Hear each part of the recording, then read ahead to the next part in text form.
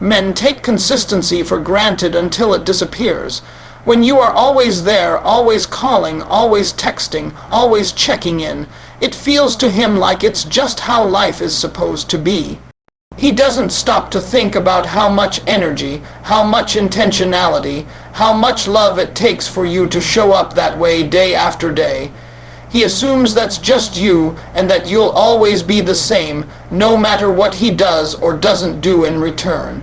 Consistency becomes invisible to the one who never has to provide it.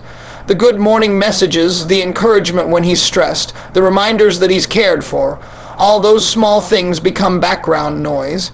It's like air, you don't notice it when it's there, but the second it's gone, breathing becomes impossible. The problem is, many men don't even realize how much they rely on a woman's steady presence. They think it's normal for you to always respond, normal for you to always care, normal for you to pick up when they call, even if they didn't pick up when you tried. They see your loyalty as a guarantee, not a gift. And when something feels guaranteed, it stops being appreciated. The way you hold things together, the way you smooth over the rough edges, the way you invest in the relationship, even when he's slacking, feels like something he can take for granted because you've trained him to expect it by always delivering. But when consistency disappears, that's when reality hits. When the texts stop rolling in, he feels that silence in a way he didn't expect. When the calls stop coming, he starts checking his phone more than usual, wondering what's wrong. When your daily presence suddenly vanishes, it's like he's been dropped into a cold room after standing in the sun. The absence feels louder than the presence ever did, because the consistency he thought was automatic has been snatched away. And suddenly he has to face the truth. It wasn't automatic at all. It was effort, it was care, it was love. There's something about loss that sharpens vision. When he can no longer count on your consistency, he starts to notice every little thing you used to do. The encouragement, the reminders, the support. Things he brushed off or overlooked suddenly replay in his mind with painful clarity. He starts to ask himself why he didn't appreciate it when he had it. And more importantly, he wonders whether he'll ever get it back. That wondering often comes with regret, because men realize too late that consistency is the backbone of intimacy. It's the glue that holds connections together, and once it's gone, cracks begin to show. Consistency builds trust, and without it, relationships start to wobble. When you pull yours away, he sees how dependent he was on it, even if he never admitted it before. It's in the way his days feel emptier, his mood shifts more easily, his confidence feels less stable without your steady encouragement. Your consistency was his anchor, but anchors aren't appreciated until the boat starts drifting. That's when panic sets in. That's when he realizes how much he leaned on you without ever giving the same in return. But here's the deeper truth. Consistency is not just a gift, it's a responsibility. And when only one person is carrying that responsibility, the relationship is unbalanced. Men who take consistency for granted never stop to think about how heavy that load is for the one carrying it. They don't see the exhaustion that comes from being the one to initiate, to maintain, to push things forward. They don't see how draining it is to keep watering something when the other person barely remembers to show up with sunlight. But when that consistency disappears, suddenly they understand. Suddenly the weight shifts and they feel the void. Men will often act tough when it first happens. They'll shrug, tell themselves you're just busy, or even pretend they don't care. But over time, the absence grows heavier, that silence keeps echoing, the routine they thought would never break has been broken, and the cracks show up in their own behavior. They might start reaching out more. They might try to test the waters with little gestures. They might even panic and call or text in desperation.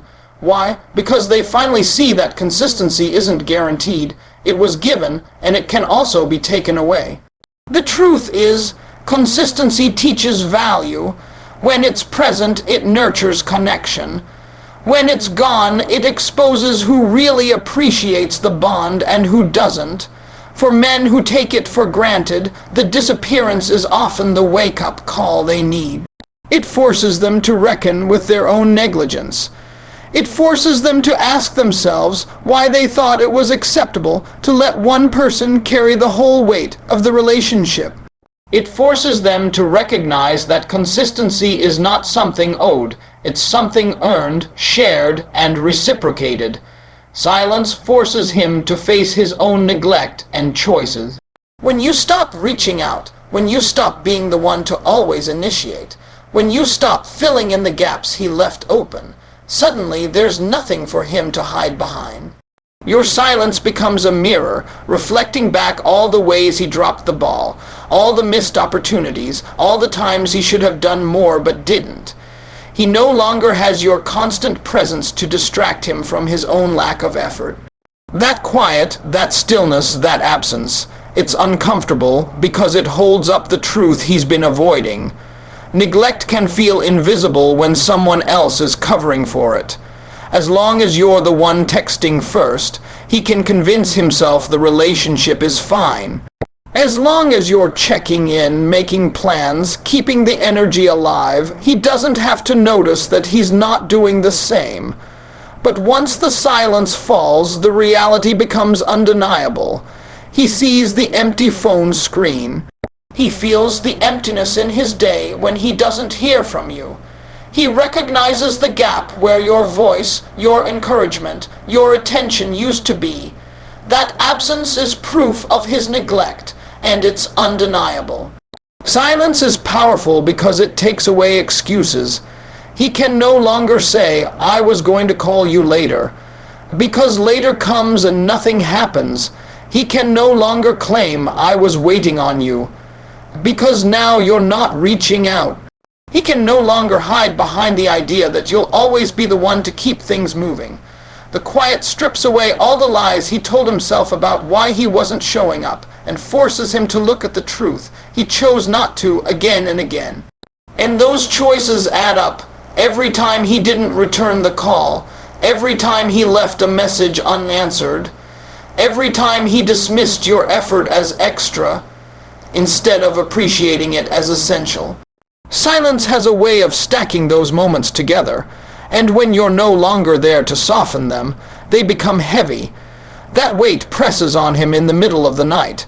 It presses when he scrolls through his phone and realizes your name isn't lighting up the screen anymore.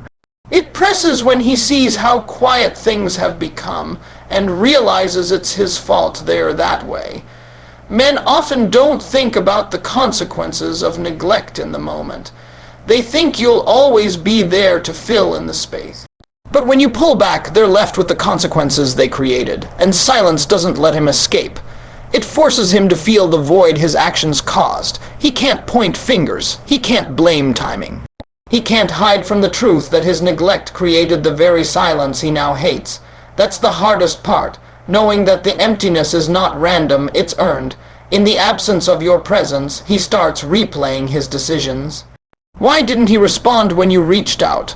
Why didn't he take you seriously when you said you were tired of always being the one to try? Why didn't he realize that neglect isn't neutral? It erodes trust, weakens bonds, and kills love slowly. Silence turns those questions into echoes in his mind, and each one stings, because the answers always point back to him. Sometimes, silence is the only language strong enough to teach accountability. Words get argued with, complaints get dismissed, but silence can't be argued with. It simply exists. It forces him to sit alone with the reality he created, and the longer it lasts, the more undeniable it becomes. He has to face the fact that he let things fall apart through inaction, through negligence, through choices he thought didn't matter at the time but matter now more than ever. And when a man is forced to face himself in that silence, one of two things happens. Either he realizes he has to change, to step up, to finally put in the effort he should have been giving all along, or he proves that he never valued the connection enough to begin with. Either way, the truth comes out. And the truth always comes out louder in silence than it ever does in arguments. So while he may have once thought your silence was a punishment, he eventually sees it's really a revelation. It reveals what he gave, what he didn't give, and what he lost because of it. Silence holds him accountable in a way that nothing else can, because it shows him without words that love doesn't survive neglect and attention doesn't survive being taken for granted. And in that realization, he's left with the full weight of his own choices pressing down on him, without you there to lighten the load. Stopping contact is about dignity, not games. It's not about trying to manipulate, trick, or bait someone into chasing you. It's not about playing hard to get, keeping score, or pretending you don't care when you really do. Stopping contact is about self-respect. It's about recognizing when you've been giving too much of yourself, pouring out effort without reciprocity, showing up for someone who isn't showing up for you. It's about refusing to continue a cycle where you're the one carrying the weight of the connection, while the other person grows comfortable doing the bare minimum. When you decide to stop contacting a man, it's not a move on the chessboard, it's a declaration of your worth. It says, I'm not going to keep chasing after someone who doesn't value my presence. It says, I won't allow my energy to be drained by someone who takes it for granted.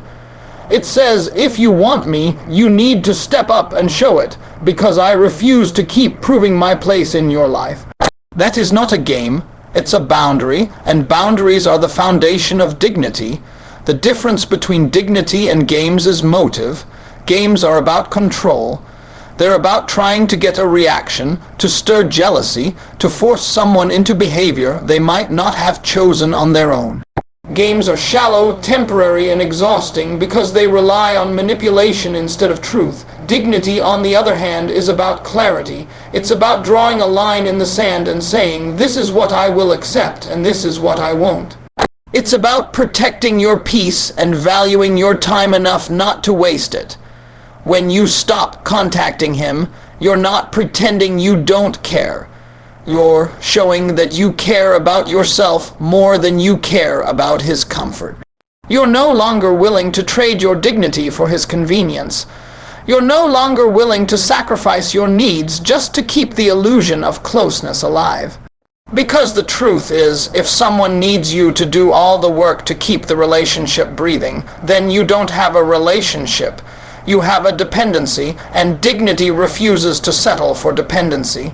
A lot of people confuse silence with manipulation, but it's not silence that manipulates, it's intention.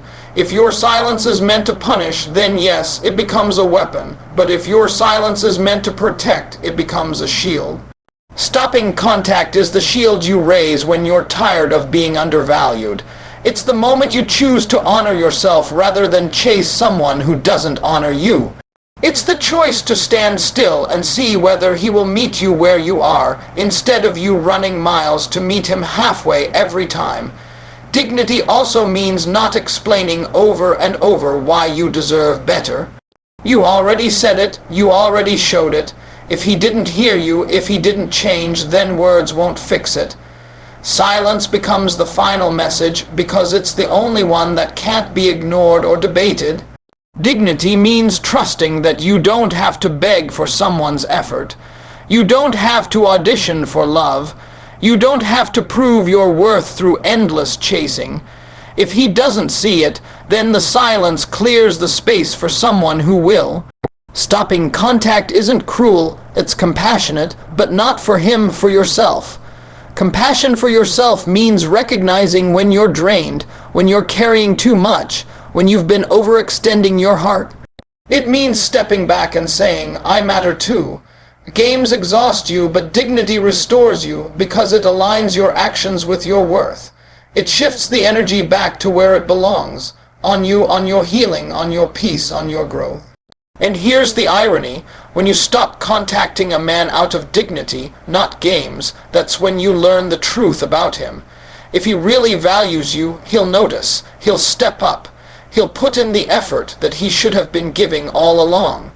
But if he doesn't, if he lets the silence linger without doing anything, then you've just saved yourself from wasting more time. Either way, your dignity wins. People sometimes think dignity is cold, but it's actually the warmest thing you can give yourself. It's the reassurance that you don't need to chase love to have it. It's the reminder that you deserve effort, consistency, and reciprocity. It's the strength that tells you, if someone doesn't step up, I won't step down from my standards. That's not pride. That's not arrogance, that's dignity. So when you stop contacting him, don't ever second. Guess yourself by wondering if you're being unfair, too distant, or too cold. Games might leave you feeling hollow, but dignity leaves you standing tall. Stopping contact is not about making him uncomfortable. It's about refusing to make yourself uncomfortable for his sake anymore. It's about honoring yourself enough to step back from what drains you and leaving space only for what truly values you. His reaction shows lost comfort, not always true love. When you stop contacting a man, you'll often see a shift in his behavior. Suddenly, the same person who seemed too busy to reply starts sending messages. The one who didn't have time to call suddenly finds time to check in. He might act frustrated, confused, or even desperate, but that initial reaction doesn't automatically mean it's love. More often than not, it's about the comfort he lost, the routine he depended on, and the void your absence created. See, love is proven through consistency, effort, and intentional actions. Not panic when convenience disappears. When he feels that emptiness after you stop reaching out, what he's really missing is the security blanket of knowing you'd always be there. He's not necessarily grieving the relationship. He's grieving the comfort of having someone available to soothe his ego, someone to check in on him, someone to feed his need for attention without him having to work for it. That's why you have to be careful not to confuse a reaction with real commitment. A man who truly loves you doesn't wait until silence to realize your value.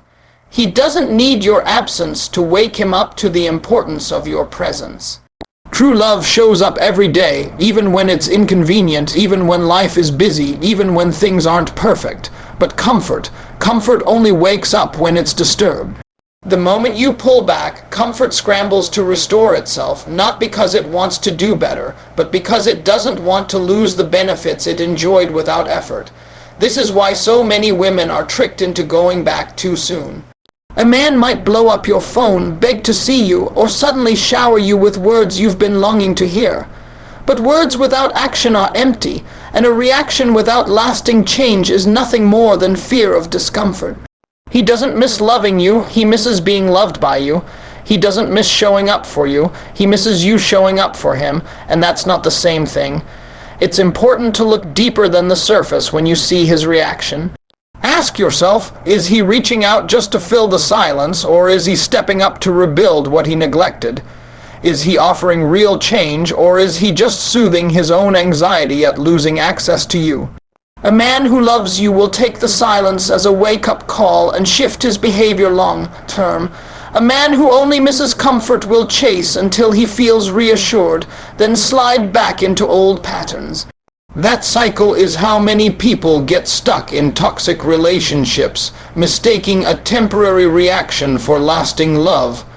Love doesn't panic when tested. Love endures, adapts, and proves itself over time. Comfort, on the other hand, is fragile. It cracks under pressure and reacts impulsively, but it rarely transforms into anything deeper.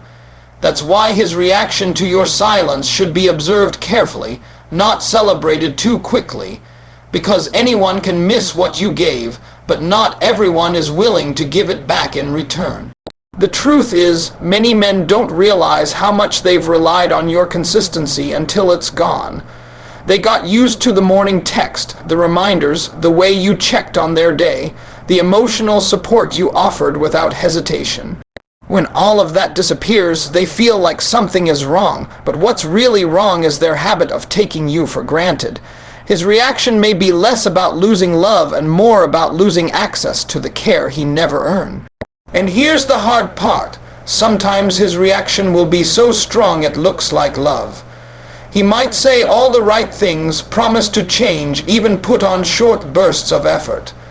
But if the foundation is comfort and not love, that effort will fade as soon as he feels secure again.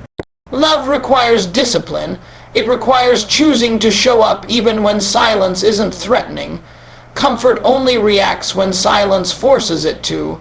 That's why you must watch the difference between consistency and bursts of panic-driven attention. If he truly loves you, your silence will not just make him reach out. It will make him reflect. He will think about how his actions led to this distance. He will take accountability for his neglect. He will seek to understand your needs and work to meet them, not just because he wants the comfort back, but because he wants you, the person, not just the benefits you provide. That's the test of true love. It takes the wake-up call of silence and turns it into permanent change, not temporary panic. So when you see his reaction, remember to look past the surface. Don't be fooled by the sudden attention, the flattering words, or the promises that sound good in the moment. Ask yourself if this reaction is about him valuing you, or just valuing what you gave him. Ask yourself if he's missing your presence, or just missing his comfort zone, because there's a big difference between being loved and being used as someone's emotional cushion. His reaction shows lost comfort, not always true love. And when you understand that distinction, you protect yourself from falling for temporary fixes and hold out for the kind of love that doesn't just react to your silence, but responds with lasting effort, respect, and care. Love must be mutual, never a one-sided effort. Too often, people mistake tolerance for love, sacrifice for love, or endurance for love. But the truth is, if one person is doing all the reaching, all the giving, all the sacrificing, that is not love. It's imbalance. A healthy relationship cannot thrive on one person carrying the weight, while the other simply enjoys the benefits. Love is not meant to be a burden for one and a convenience for the other. It's a partnership, a balance of energy, effort, and commitment, where both people are equally invested in seeing it grow. When you're the only one calling, the only one texting, the only one planning, the only one worrying about where things are headed, you don't have love. You have labor. And while love does take work, it's not supposed to feel like a job you're doing alone. Real love is mutual. It inspires both people to show up, to give, to care, and to sacrifice when necessary. It's not about keeping score or making sure the effort is exactly 50 every day, but it is about knowing that both hearts are leaning in, not one chasing while the other leans back. One-sided effort breeds resentment. You may start out motivated, willing to go the extra mile, willing to prove your devotion, but over time, the imbalance wears you down. You begin to notice how little comes back to you compared to what you give out. You begin to feel unseen, unheard, unappreciated. And when love starts feeling like a transaction where you're the only one depositing, the emotional bank account runs dry. That emptiness is not the result of too much giving. It's the result of too little receiving. Love is meant to flow both ways, filling and refilling, not draining one person dry. Mutual love also means mutual vulnerability.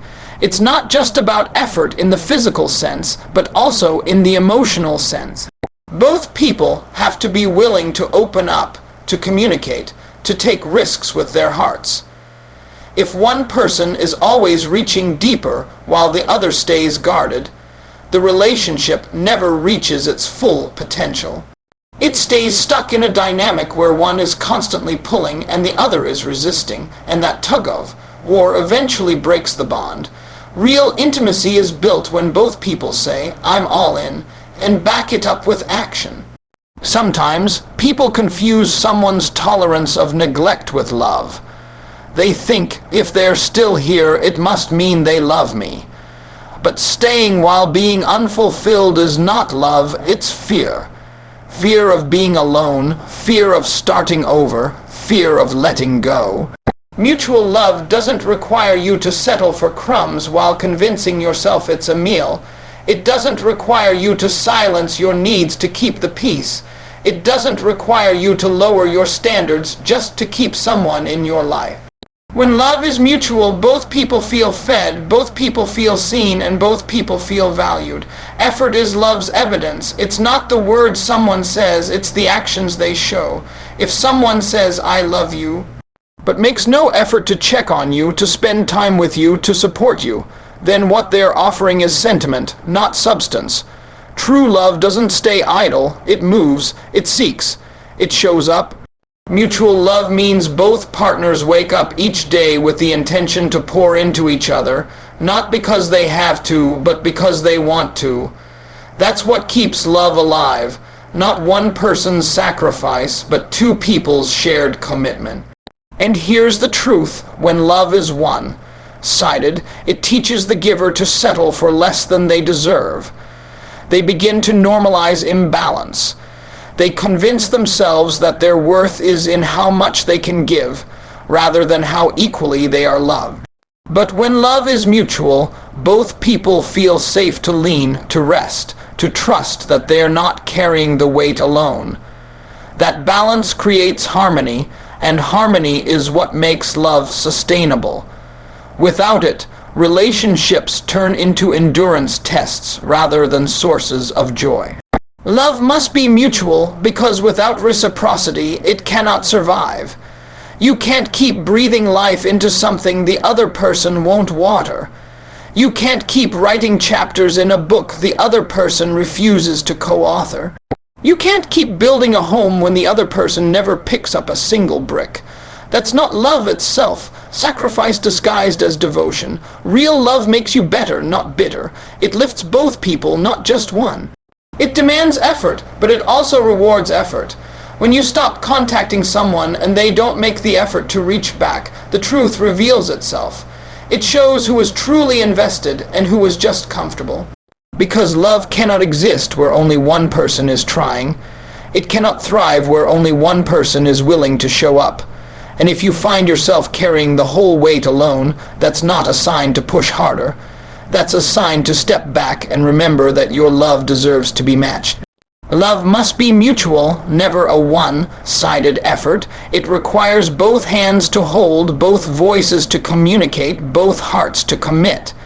Anything less is not love. It's a lopsided arrangement where one gives and the other simply receives. Real love doesn't ask you to deplete yourself. It asks you to join forces. It's about partnership, about reciprocity, about building something together. And until you have that, you don't have the love you deserve. Silence creates space for the right man to show up.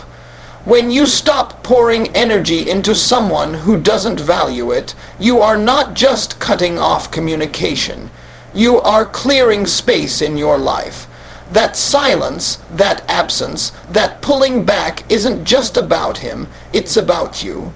It's about reclaiming your time, your peace, your heart, and creating room for someone who will actually meet you where you are. Sometimes we get so busy holding on to the wrong person that we don't realize how much space they're taking up. Space that could be filled by the right one. Silence is the boundary that says, I refuse to keep entertaining what drains me, because I know I deserve better. When you stop contacting a man who has taken you for granted, you're not just ending a cycle, you're resetting your own energy. You stop being the one to chase, the one to explain, the one to beg for attention. That energy you used to spend trying to get him to notice you, to choose you, to treat you right, now belongs to you again. And when you pour that energy back into yourself, you radiate in a way that attracts something new, something healthier, something more aligned. Silence is powerful because it shifts focus away from proving yourself to someone unworthy and puts it back where it belongs, on you. The right man doesn't need you to chase him down. The right man doesn't sit back while you carry the whole relationship. The right man doesn't leave you guessing whether you matter. He shows up consistently with clarity and commitment. But if you're too busy filling the silence with the wrong one, the right one can't find a way in. The wrong man clutters your mind, your heart, and your spirit, leaving no space for love that is real and reciprocal. Silence clears the clutter. It removes the noise of half-hearted love so that the sound of true love can finally reach you. Silence also acts as a filter. The wrong man will be irritated by your silence because it means he has lost control of the comfort you used to provide. He'll be frustrated because he can no longer lean on your effort while giving so little in return. But the right man will not be threatened by your silence. He will be drawn to the strength in it. He will recognize a woman who values herself, who doesn't settle for crumbs, who refuses to play small just to keep someone else comfortable.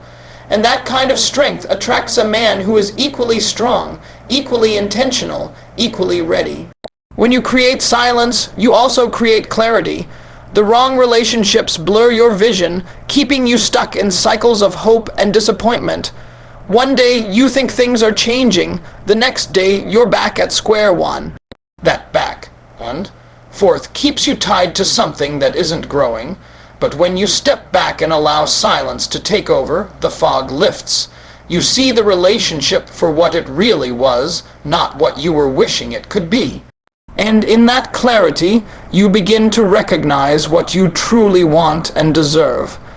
That awareness makes it impossible to settle again, and it makes you ready to recognize the right man when he shows up. The silence you create also teaches patience. It teaches you that you don't have to rush, that love is not something you need to chase down or force. It reminds you that waiting with dignity is better than clinging in desperation. And while you are waiting, silence becomes your teacher, helping you heal from the past, helping you build yourself back up, helping you grow into the woman who will not just attract the right man, but also keep him by creating a relationship built on mutual effort and respect. The right man cannot step into a life that is still entangled with the wrong one. As long as you're pouring your words, your calls, your texts, your energy into someone who doesn't value it, you're shutting the door on the man who will. Silence opens that door. It tells the universe, it tells yourself, it tells everyone around you that you are no longer available for halfway love. And once you make that declaration, you'd be surprised how quickly the energy shifts. Opportunities arise, people notice you differently, and the kind of man who is looking for a woman who knows her worth will be drawn to you like never before. Silence is not emptiness, it's preparation. It's preparing you for the love you deserve, for the man who won't just react when he's losing you, but will consistently choose you every day. It's preparing you to release what was never meant to stay, so you can welcome what is meant to last. And when that man shows up, the one who doesn't need to be reminded, doesn't need to be chased, doesn't need to be begged, you'll thank yourself for having had the courage to stay silent long enough for him to arrive.